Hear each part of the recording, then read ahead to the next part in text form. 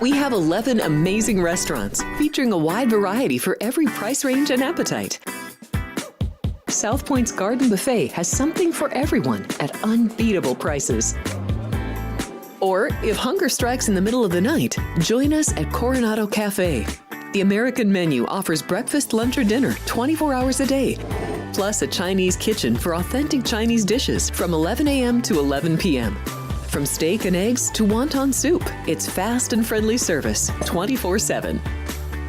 When you need a quick pick-me-up, you can find it at our state-of-the-art Starbucks just inside the main South Point entrance. Order ahead with the Starbucks app for easy mobile order pickups. Or enjoy your favorites in the relaxing dining area anytime, day or night. If you love Mexican food, Baja Miguel's has all of your south-of-the-border favorites. There are dozens of classics to choose from, like fajitas, ceviche, chimichangas, tacos, and more. And for spirit lovers, Baja's colorful non-smoking tequila bar is right outside.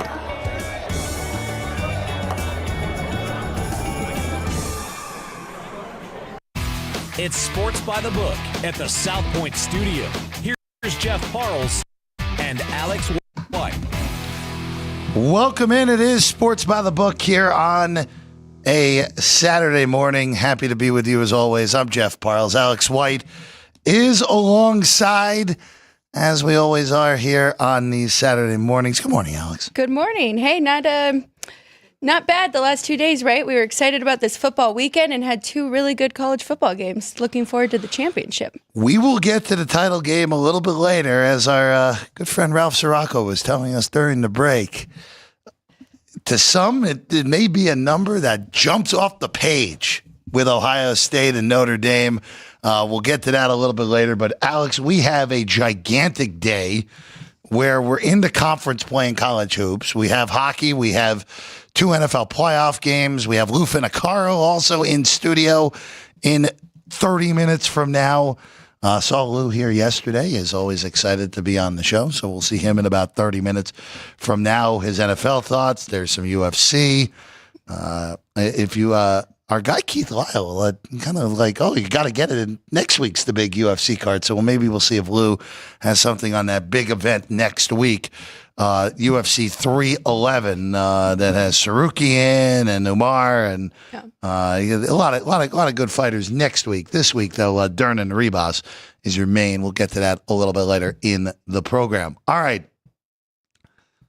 Alex, let's get some NFL here out of the gate here this morning, and we begin with a game that is toggled between 2.5 and 3. Vinny is gritting his teeth already at this. He gritted his teeth at me yesterday when I brought it up, Alex. So we opened 3 behind us with the Texans and the Chargers. Then here's what's happened since, Alex. 2.5, back to 3, 2.5, back to 3, 2.5, back to 3, 2.5 is where we sit this morning. That moved back to 2.5 yesterday after mid to late afternoon for the Chargers and the Texans. Total's gone down 2 points from 43.5 to 41.5. By the way, Alex, you and I were talking before the show. I don't know if you and I know a single person that's on the Houston Texans today, and that alarms both of us. No, it definitely does, but I am happy to see that number move back down to 2.5, so that means some sharps like the 3 at least here at a number grab, but it's really hard to make a case for the Texans, Jeff. These two teams are just trending in opposite directions. I took the Chargers money line, tied it up with the Eagles, got plus 140 for those two to both just win outright. I also made a small bet on the Chargers minus 2.5 today as well. It's hard to make a case for the Texans when they just cannot run the football with Joe Mixon, and the Chargers defense has been really good, and this team's been even better on the road. They're 6-2 ATS on the road this year, so I like the way the Chargers are playing. They're playing with confidence. Justin Herbert, Jim Harbaugh has this team buzzing right now, and the Texans have just struggled, and even though their defense appears to have been playing well, I think that's more of their opponents.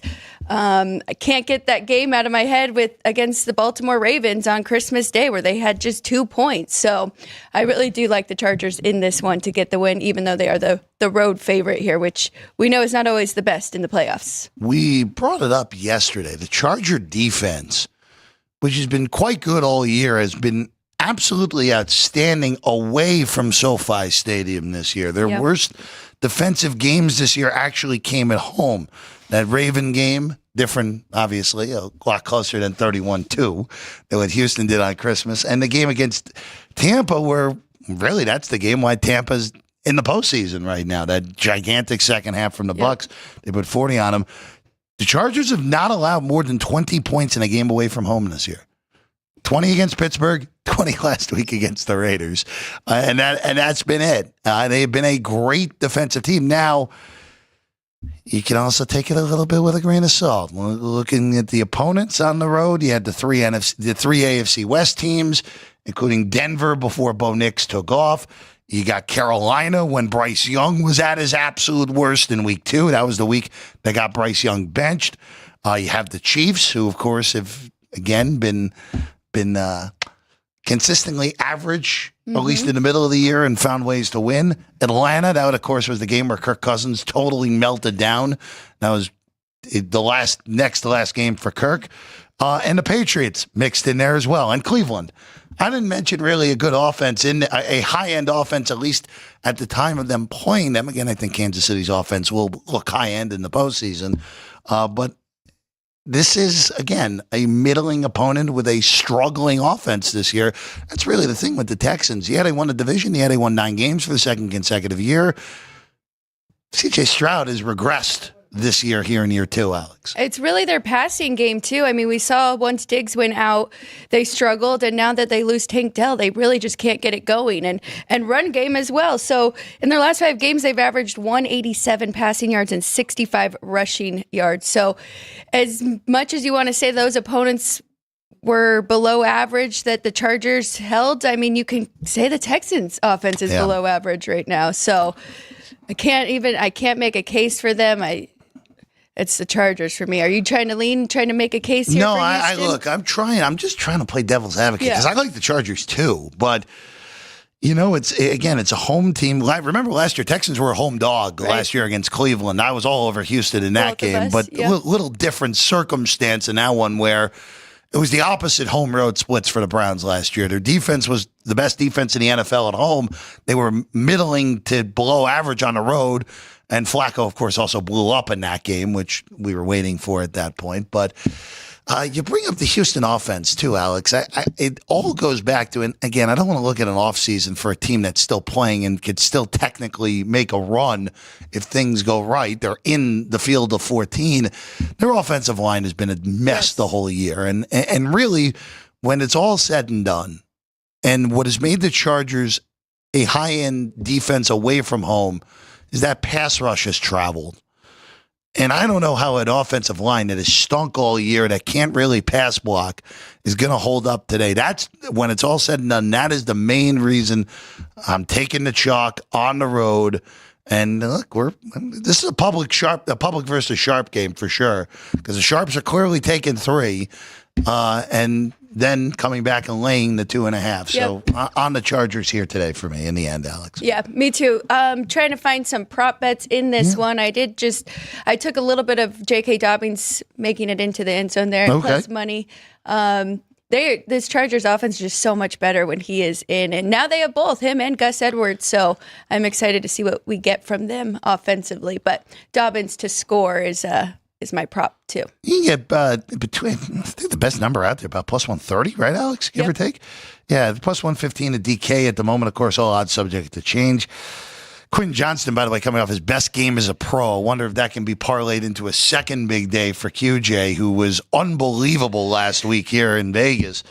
Boy, for Houston, you kind of want to grab the Nico Collins one, where if anyone's going to have a day, it's going to be him. There's only one guy you have to lay a price with to get into the end zone today. That's Joe Mixon.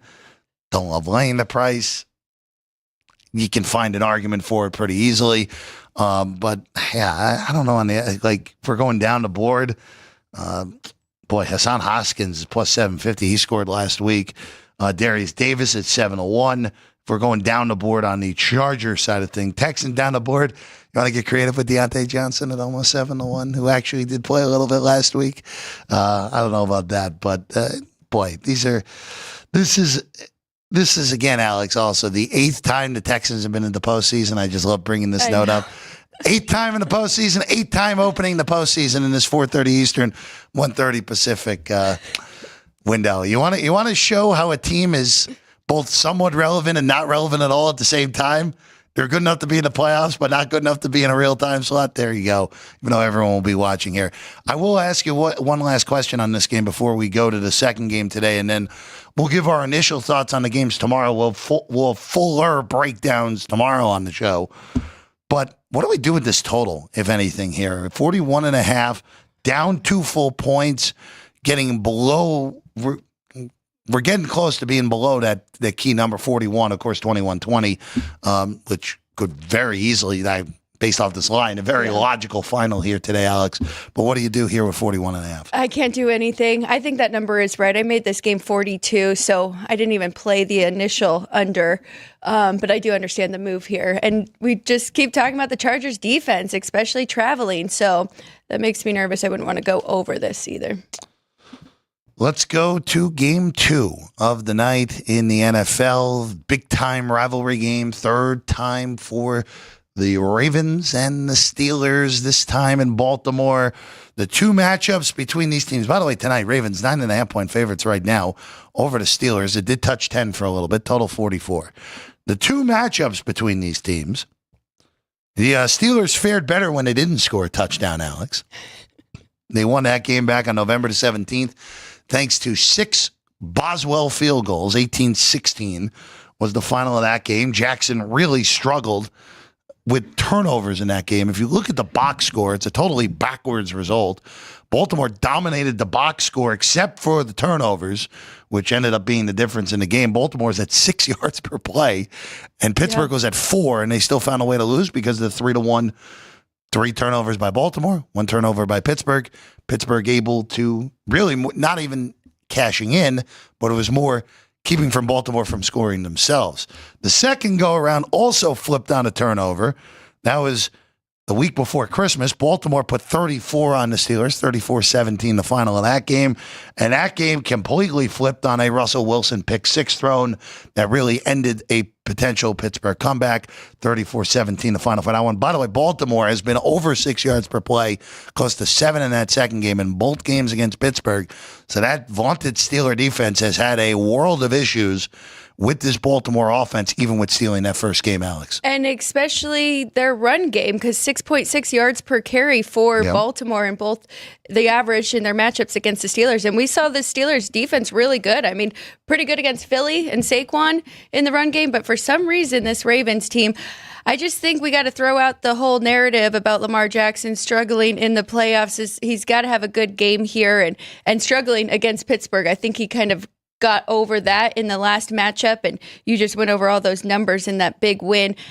I do like that they split in the regular season. I like that for the favorite here in this one. I'm trying to make a case to taking the points with Pittsburgh, but again, this is kind of 2 units going in the opposite directions. The Ravens defense struggled really bad. Weeks 1 through 10 allowed 25 points a game, 6.4 yards per play. Weeks 11 through 18, that number's down to 15.4 points per game and 5.1 yards per play.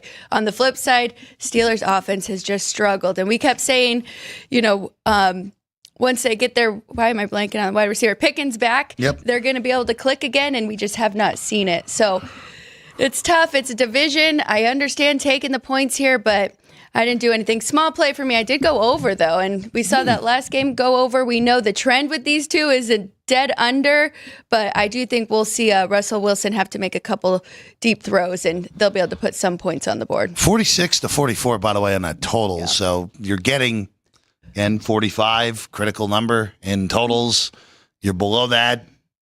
Better, much better taking 44 than 46. Yes. That was out there. There was a little bit of 43.5, but realistically speaking, not a huge difference. 24-20 is the typical final that would push on 44 as opposed to 43.5 being a winner. But that 43.5 was there for about an hour, not even. That's that counts as a blink. Yes. On this one, Alex. I just want to bring this up real quick because I've been trying to talk myself into Pittsburgh all week, and I just can't get there in the end. Even, again, remember, no Zay Flowers today for Baltimore. Yep. That is a significant deal. The best wide receiver on this team not playing. You're going to expect to see a lot of Mark Andrews, expect to see a lot of Rashad Bateman. Quite honestly, you mentioned it, over 6 yards per carry in both games for Derrick Henry and Lamar Jackson on the ground. Expect a lot of Derrick Henry today. But you mentioned the Steeler offense with getting Pickens back. I think it's more than just Pickens. I think with Arthur Smith, where you saw early in the year when Wilson came into the lineup, remember, I'm one of many who said I thought it was an error. I thought Justin Fields was playing more than well enough. They were winning games. Why would you go to Russ? And then Russ came in and played his best 6-game stretch he's had since he was in Seattle. Yep. And it was like, all right, well, maybe Russ can still play. Maybe this Arthur Smith-Russ combination can really work. And then the Pickens injury really set off this thing that I've not been able to recover from of stale play calling. And Russ has made much worse decisions, looking like the Denver Russ, of just bad decisions more than anything. And against his Baltimore defense that has been much better the last month and has been opportunistic all year to begin with, I'm just concerned that we get something like last game where Pittsburgh was within a number for a good chunk of the game. Russ makes one massive error, and then it's off to the races. If we get back to 10, I'm taking the 10. But at 9.5, I'm gonna see what happens here more than anything, Alex. It's tough because, I mean, with that Ravens defense improving, and we've just seen this offense, they're number 1 in total yards per game. They're 3rd in points scored. So it's just a matter of can they keep up, right? Because I do think that Baltimore will score early, and then the Steelers are going to have to come back and try and find the end zone quickly. But it should be a good game. I'm excited about this. I love the division rivalry here and getting it in the playoffs. For the NFL games this weekend, this obviously is a rematch. This is a third crack. This is the only divisional matchup in round 1. You get all the NFC games are rematches from the regular season. Chargers-Texans did not happen. Bills-Broncos did not happen during the regular season. So this is, I guess, technically an anomaly on the AFC side with Pittsburgh and Baltimore, a third crack at each other in the AFC wildcard weekend. All right, we'll take a quick break. When we get back, more NFL, initial thoughts on the opening line or the early lines on Notre Dame and Ohio State, and also have some college basketball for everyone here today. And our good friend, Sweet Lou Finicaro, joins us in 14 minutes from now, right here. Sports by the Book, here on a Saturday morning. Get ready to laugh with Punchlines with Frank Nicotero. Join Frank and his team of featured guests for your daily dose of comedy. Reno, the Pittsburgh of the West. Poison. Yeah. Poison. Sports. F for Falcons, Alex. We were talking Derek Carr for MVP after 2 games. Okay, me. I was. And the funniest social media posts. People want to show off their food. Boom.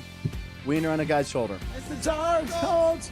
We bleed blue. It's your one-stop spot for great laughs and a good time. Find us on YouTube at Punchlines FN. And join the chat live weekdays at noon Pacific for the ultimate blend of jokes, sports, and viral fun.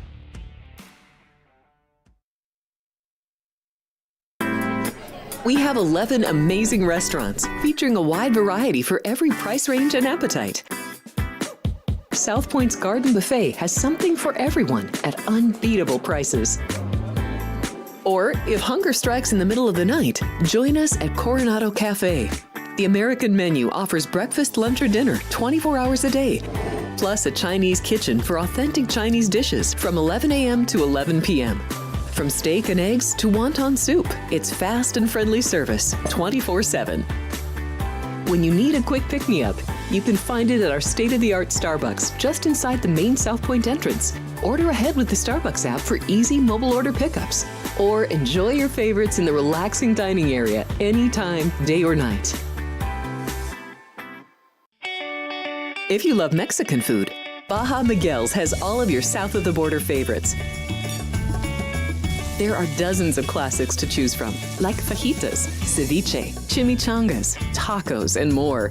And for spirit lovers, Baja's colorful non-smoking tequila bar is right outside.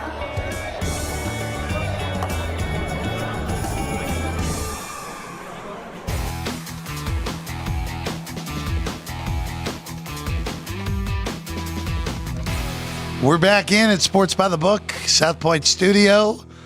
Happy to be with you as always. Jeff Parles, Alex White alongside. All right, Alex, let's real quick tomorrow just give quick updates on the lines for the rest of the other NFL games. You and I are back tomorrow, so we'll give full breakdowns tomorrow at 9 a.m. on the 3 Sunday games. And then, of course, we're all here on Monday at 9 and 3 to get you ready for Rams and Vikings and much more on Monday. Right now, Alex, Buffalo, 9 against the Broncos. That number has not moved all week. Not at all. Total, by the way, went up a half point back to 48. Weather seems to be clearing in Buffalo, which may be a good mix for some overs in that one. Green Bay, 5-point underdogs against the against the Philadelphia Eagles. 45.5 your total on this one. And then the nightcap. Oh wow, we got a glitch in one book right now that says the last game is 10. That's not the case. It's 3 with the Tampa Bay Buccaneers. If it was 10, I think the show would be canceled and I'd be getting in the car right now. Tampa 3 against the Commanders with a 49.5, and then again rule at the South Point and check your book because every book is different. Because the game was moved from L.A. to the Phoenix area, you have to come in and rebet it if you bet this game at the South Point, Rampart, or if you happen to stop in Mesquite at Virgin River or Casablanca on the way through. Check your book. Every book is different. Some books are action for what you already did. New number completely here at the South Point that has to be rebet. Minnesota, 2.5-point favorites with 48. Is there anything of the 4 games we have to bet today because of concerns of movement, Alex? That's a great question. I did already give out the Eagles money line tied up with the Chargers money line, so you'll have to bet that before the Chargers game goes. But I think we both like a total, and I already did a separate video on it. But I believe you like an over. Yeah, you and I are simpatico on that one. I'm excited about that game. I hope it delivers because there's a lot of expectation for the offenses, and we're talking about the Sunday night. It's a surprise. Again, it was a surprise when the schedule came out. Really, Tampa, Washington, premium Sunday Night Football, Tirico and Collins. Yeah, well, I think it's going to be the most fun. The NFC games, at least the 2 Sunday NFC games, argument to be made that the Pack and the Eagles are teams number 2 and 3 in the NFC, and they're playing each other in round 1 in a 2-7 matchup because the Packers were undefeated against all teams they were supposed to beat until week 18 when the Bears stunned them. Wouldn't have made an impact. Washington beat Dallas anyway, but it's, boy, what a weekend again in the NFL. Real quick here, Alex, on this before we'll give some college hoops, at least some possibilities here today. Notre Dame, of course, wins on Thursday night. They beat Penn State essentially at the gun on the Mitch Jeter 41-yard field goal to advance to the national title game. The Buckeyes last night, another fun game in the Cotton Bowl against Texas. 2 big plays ended up looming large. Buckeyes win by 2 touchdowns, 28-14. Game goes easily under the total. Yep. The 2 big plays in the game. Texas had tied the game with under 35 seconds to go in the first half after really getting dominated for a good chunk of the first half, especially their offense looked very sluggish against an elite Ohio State D. And then legitimately the next to last play of the half for a period, Travion Henderson takes a screen pass 75 yards for a touchdown. Buckeyes going to the half up 14-7 instead of being 7-7. And then at the end of the game, Texas has first and goal at the 1 with 3.5 minutes to go, down a touchdown. And that sequence results in a 7 points the other way. Sawyer strip sack fumble of Ewers returned at 80-some-odd yards. Buckeyes advance. And the Buckeyes open 9.5 currently after opening 8.5 in most places. It's a big number. It's a big number for the national title game. It is a big number, and I definitely had to make some adjustments because I was pretty high on Notre Dame. My number was right there, 2.5 over Penn State, and that made me nervous watching that first half. It really looked like it was all Penn State. Then Notre Dame made some adjustments, and then on the flip side, Ohio State there thought that number was a little big against Texas, but it was not. And I know it was a pretty even game until the end there, but you got to love the storylines, too. How about Sawyer with that strip sack? And was Quinn Ewer's former roommate when he was at Ohio State. So I'm excited about this, and I'll be looking for ways to play this under, I'm sure. I made this total lower. It's just a matter of Notre Dame can slow down that Ohio State offense like Texas did, but might be even looking at Notre Dame team totals under. So excited to break it down and see which way I decide to play that.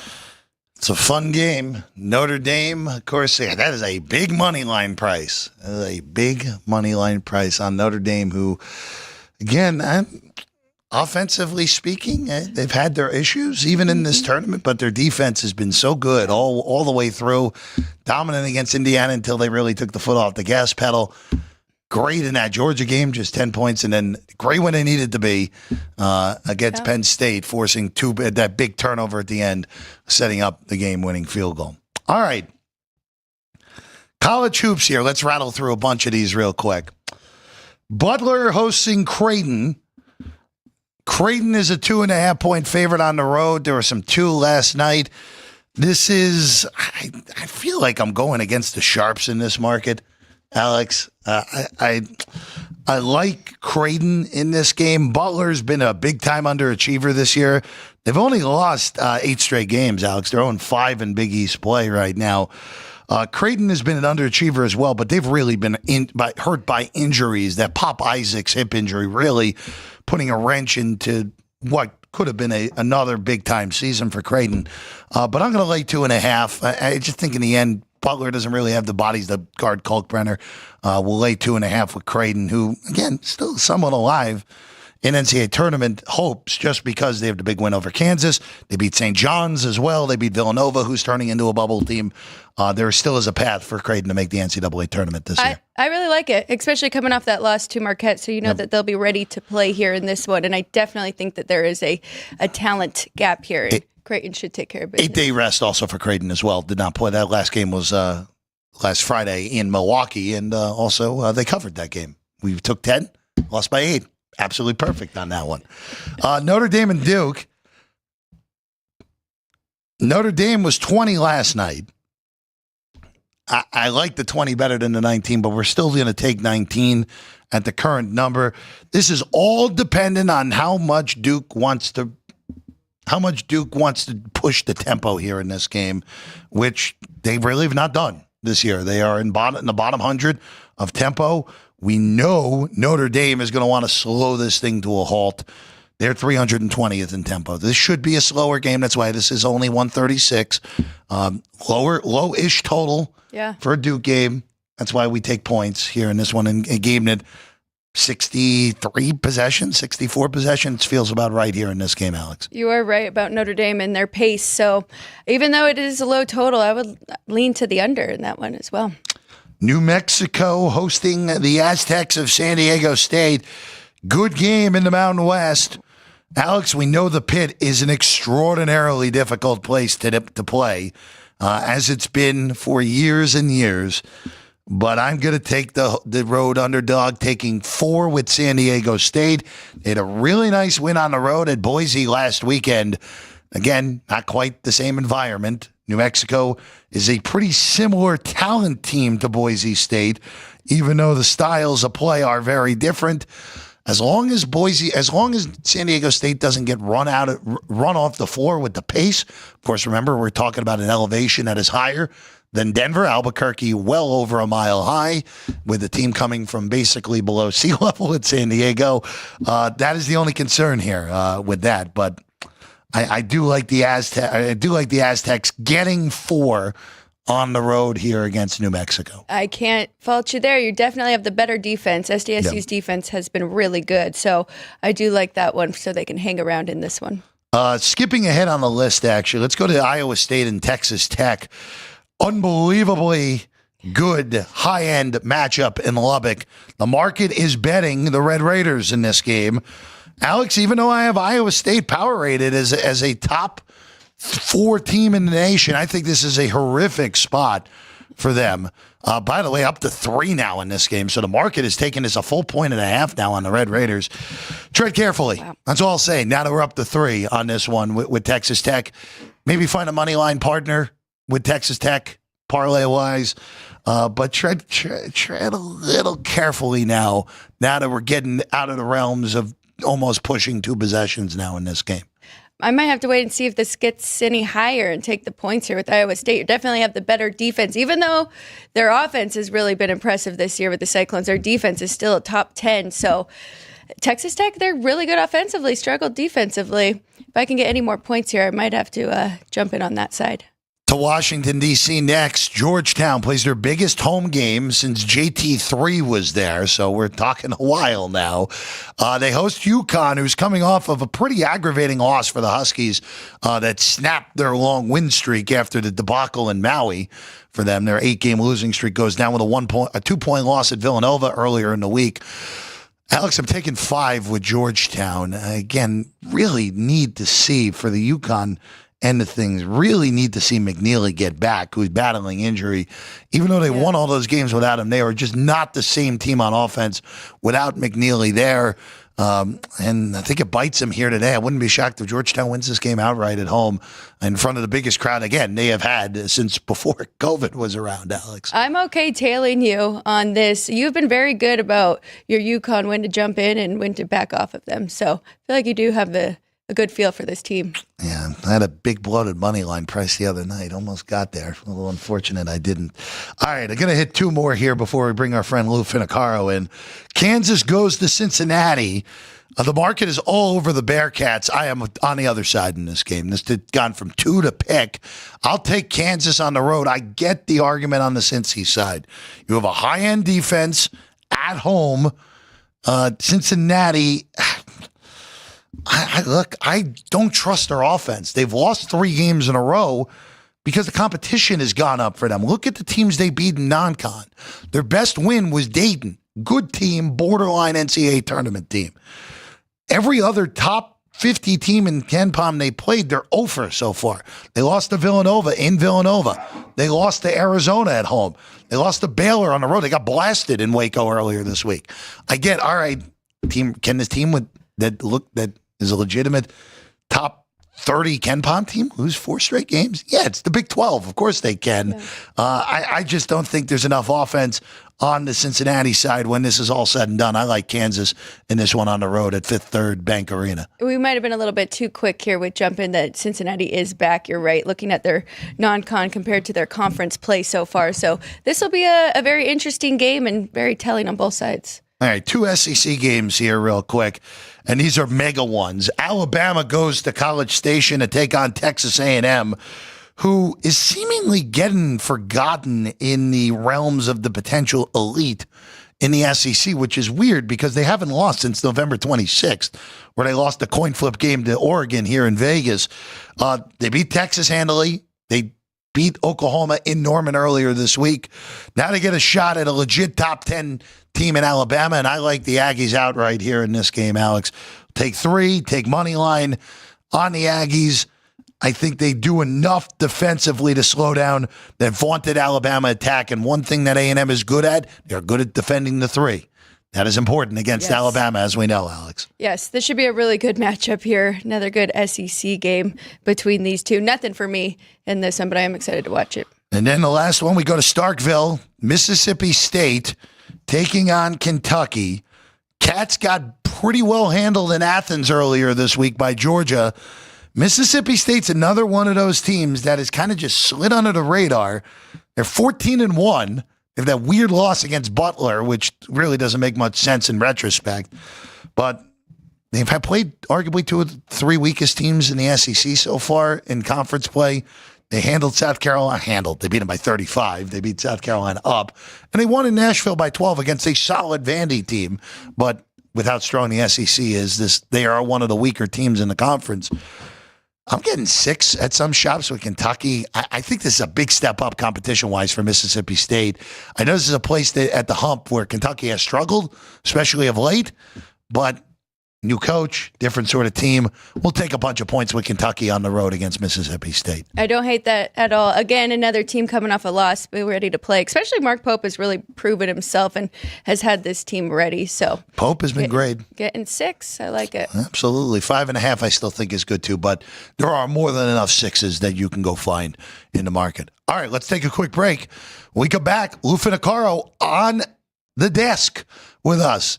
A few plays in the NFL, some UFC, and maybe he'll sprinkle in a hockey future. All over the Panthers last year. Yes. See if we can go two years in a row with our friend Lou Finicaro when we get back. Sports by the Book here on a Saturday morning.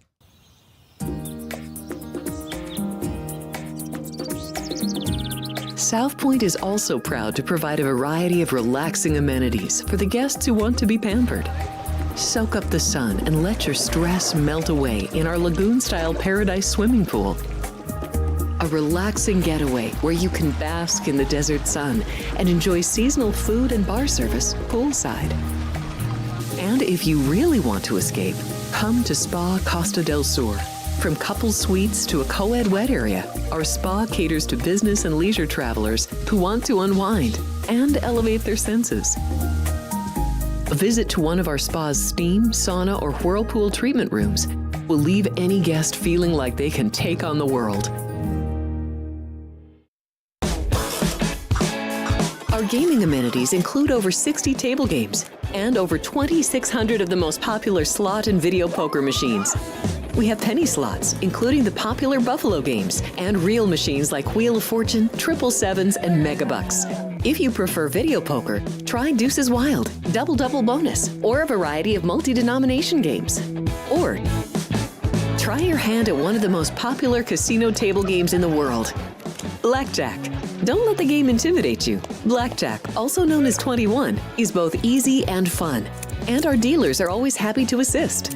And the best part? Blackjack always pays 3 to 2.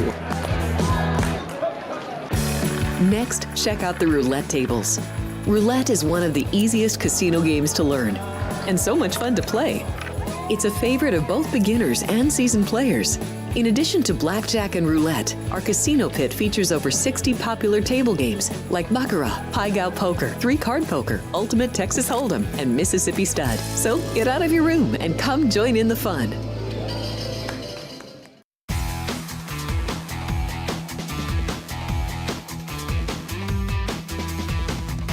Welcome back in at Sports by the Book here on a Saturday morning. Jeff Parles, Alex White, now joining us, one of our favorites.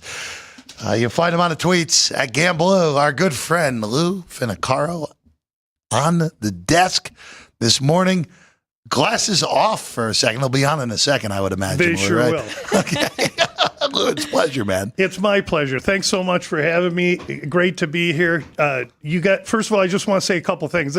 This show's really great, authentic, aimed to those betting on sports. And then the second thing I'd like to say, I just want to congratulate Alex on such a great job with that Circa contest this year, in with the who's who of handicappers in this arena. You were the only woman in, maybe the first woman in, and you kicked the door down. Congratulations. Thank you so much, Lou. Well, Kelly in Vegas was. Oh, yes, well. Kelly has Yep. too. Kelly's another pioneer and a great handicapper as well. But we need more. I'm a real estate agent in Phoenix, and as our teams incorporated more and more women, our teams became more and more efficient. So we're going to start seeing more sharp women like you and Kelly in this arena, and it's a welcome addition. Well, I really appreciate it. And just like you, I just trust the process, and I am excited to hear because you have some dog bets already for the UFC tonight, and you were telling us some crazy numbers with the UFC and favorites. Those that follow me in the UFC will understand how adamant I've been about the high rate of favorites in the UFC 2024, 70.5%, really high. The highest year previous to that in the 17 or 18 I've been tracking is 64.5. So a challenging year last year for Gamblu.com in the UFC, but it's a new year, a new fresh start. And while I want to respect that rate, I also feel there is regression that must come. And I'm going to attack this week with some underdogs. I'm going to trust my process. We'll get to UFC in a few moments because I want to just go to the NFL this weekend first because I know you have two games that you're looking at with 3 plays between the two games, and they both involve teams from the Keystone State. So we'll start tonight. The Steelers obviously on the road at Baltimore. It's 9.5 right now on this game, Lou, and this is again third crack at each other here. They split the first 2 meetings. Baltimore's had the better of play even with the split. Almost 7 yards per play last time, a little over 6 the first go. But this is a lot of points in a big-time rivalry game and a playoff game, Lou. A lot of points.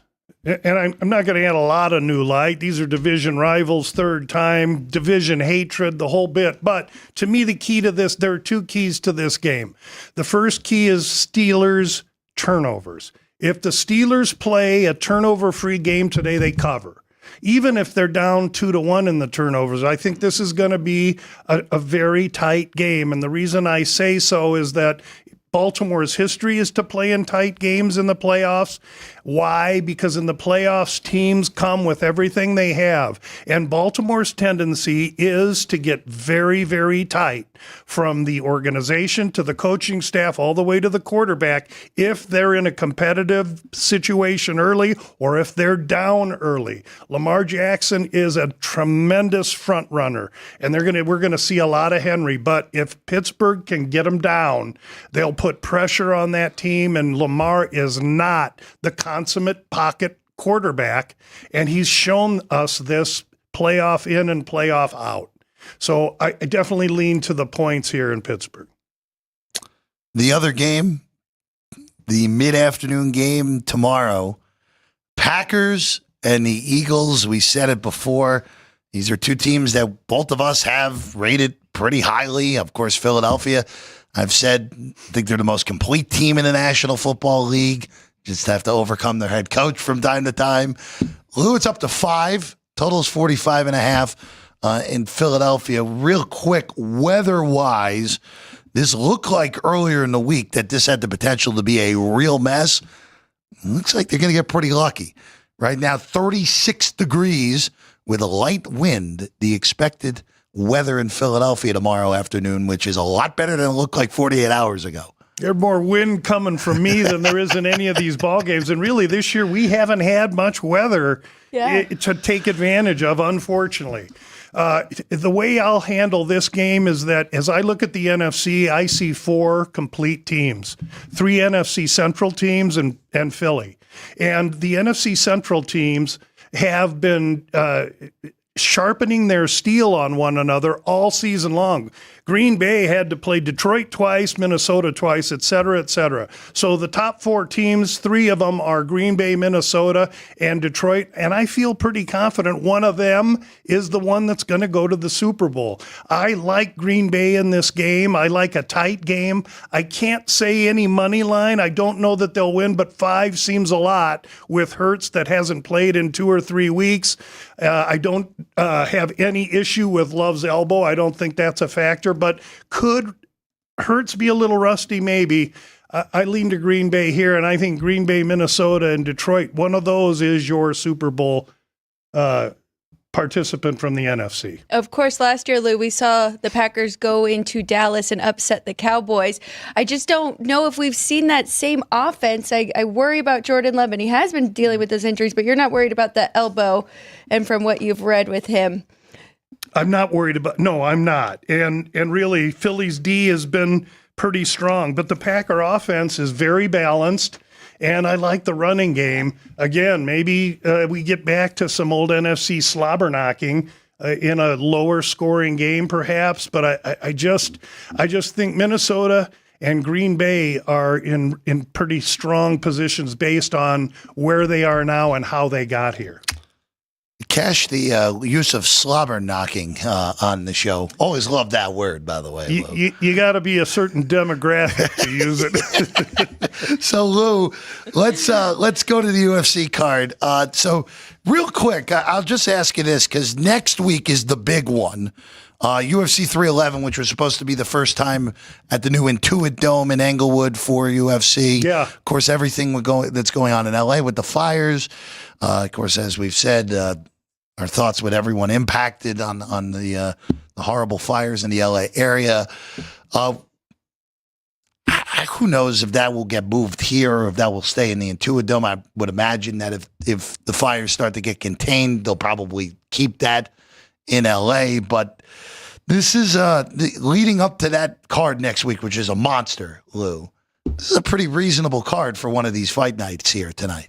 No, quite. Well, it's their first fight card of 25. Yeah. We've been off for 3.5 weeks, which is great because it's good to cleanse after such a chalk performance last year. But it's a good card. It isn't littered with the name recognition that we would normally see, like from a card next week. However, of the 14 fights, 7 are comprised of 170-pound men and heavier. And they're in the smaller octagon, 25-foot cage here at the Apex. So familiarity hopefully breeds contempt. And we're going to have some violence in some of those bigger, heavier men fighting. And 2 or 3 of them are on the main card. The main card should really be worth watching, and those tuning in to the prelims from 1 o'clock on will see younger, less experienced fighters trying to earn their way, climb the ladder. Can we start off with the prelims? Sure. Lou, who do you like early on? So my approach this year was to respect the favorites, but still keep my process. That really had me focusing a little bit more on the main event. However, there is an undercard fight at 155 pounds. Brazilian Thiago Moises is taking on a young man named Ogden. His first name's escaping me. Ogden, 2 or 3 inches taller. He's a little bit older at 35, and I think maybe that's some of the reason Moises is being considered as a $2 favorite.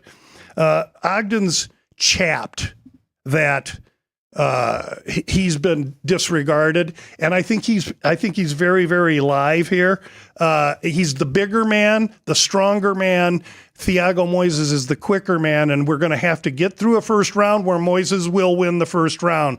But it's Ogden's durability and forward pressure in round 2 and 3, I think, that will deliver him the fight. He's plus 145 here at the South Point. I think he's a good consideration. Lou, other dogs that you may be on here today before the main card, looking at Harris, looking at Rodriguez here in these earlier fights. Yeah, actually, now we've gotten into the main card with these guys, and really, there's almost no dogs I don't like. Christian Rodriguez faces a guy named Austin Bashi. Bashi's 23, brand new to the UFC. This is his debut. He's a complete monster, but the lack of experience against a guy in Christian Rodriguez that's had 4 or 5 UFC fights, has had to fight other young superstars that he's defeated. So they seem to want to give the young kids to Christian Rodriguez. Rodriguez opens minus 198. And now he's a plus $2 dog. Not here. We're taking Christian Rodriguez. I think that this is a PhD in MMA fight, meaning Rodriguez's experience is what I think is going to get him by Bashi. You have a really good round robin right here, and you just went over 3 of them: Trey Ogden, Harris, Rodriguez, and then you have Chris Curtis on here as well. I have Chris, the Action Man Curtis, who trains here at Extreme Couture in Las Vegas. He's one of Strickland's buddies. Chris Curtis is explosive, powerful, underrated. He's coming off a loss or 2. In his last loss, he tore a hamstring. He was totally in this fight against Brendan Allen. Curtis is totally underrated, and he fights a big, long, tall man in Roman Kopylov, a Russian, bludgeoning leg kicks, really good striker. These 2 dudes are going to meet in the middle and throw down. I really like Curtis here for his speed and his profuse power. The tall man, the tall Russian, tends to be erect like a lot of the Eastern Europeans can be with that boxing style, and I think Curtis can catch him. Lou, other main card matchups here. Alassane and Alameda, one of the main card events as well here. Another totally violent fight. Almeida is a guy that fought Potan Pereira, the champion at light heavyweight, 3 times in kickboxing, and he went 1-2 against him. So based on him beating Potan, he was brought into the UFC. Obviously a striker. He's working out with Teixeira and Pereira now, learning how to defend the takedown because that's how people are going to attack him. Now, in this fight against Razak Al-Hassan, he's not going to have to worry about too much wrestling, although Razak Al-Hassan is a black belt in judo. That's going to make him tough against the fence, in the corners, and in tight quarters. Hassan, 39, has 9 minutes of fight in him. So it's going to have to come early, but he can knock a building down. I think he's going to catch Almeida, and I like Al-Hassan here at a plus $2 underdog as well. Let's move to the main card here. We've got a rematch between Mackenzie Dern and Amanda Ribas. What are you expecting in this one? I expect a way different fight than the first fight. 2019, these two fought, and in 2019, they fought in October. In April of that year, Dern gave birth to her daughter.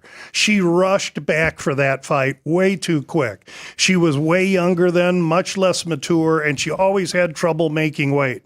Well, she got past the pregnancy. She made the weight. She went in against Ribas then. It was Ribas' second UFC fight, and she stunk it up. She had nothing left. She did everything but be able to fight. Flash forward to now, Dern's much more mature. Her hands have come a long way. And while Ribas will be the more deft, moving, fleet of foot, she has no power. It's going to be accruing volume on Dern. Dern has some punching power. And if this fight goes to the floor, Dern will submit Ribas. I like Dern here as an underdog to try and correct the mistake she made 5 years ago.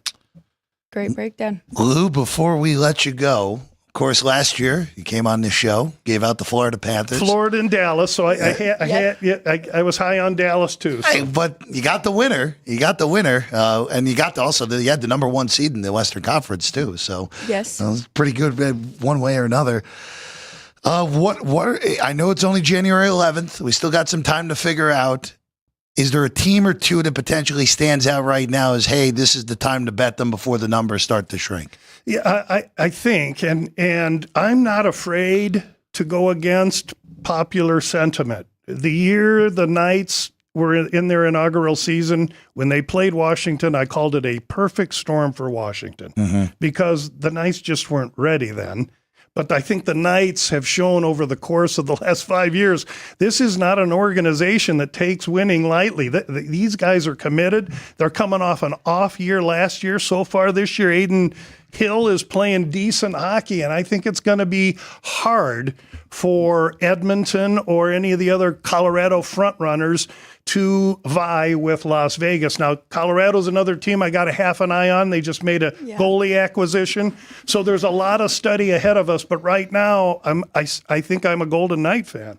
I am too, Lou. I actually just called my dad the other day. I said, these numbers are not right. I got plus 550 for Vegas to win the West and need to shop around more and see, because right now the Oilers are the favorite and then the Stars and then the Avs are right there. But you are right about Colorado. They look really good too. Colorado coming up. The Stars, I touted Ottinger for the last 2 years. I'm off the train. I think that's the chink in their armor when they get to the second season.